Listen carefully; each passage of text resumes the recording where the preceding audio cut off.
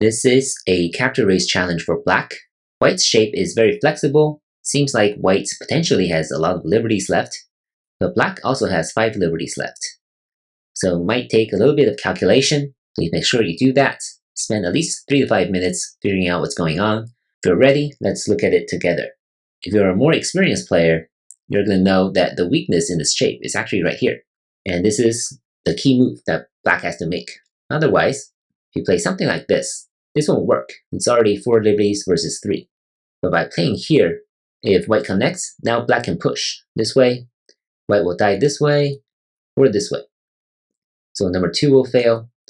Similarly, this won't work because black can just Atari all the way through. If white plays here, this gets trickier. Black can actually escape in this situation. And what happens now is that white must connect here. Otherwise, black will push through like this.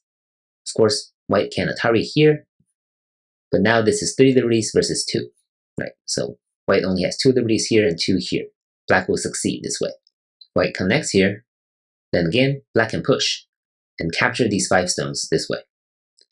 So that's why number 1 here will work. Pushing here first also works. I think this is the same, right? Again, black can play right here. If white connects, now black can Atari, and this is 3 on 3, and black will be able to win after number 9. You can try some of the other moves, and they shouldn't work as long as black doesn't occupy here.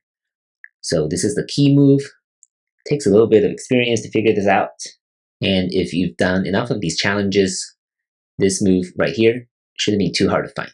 Hope you enjoyed this challenge, and I'll see you in the next one. Thank you for watching.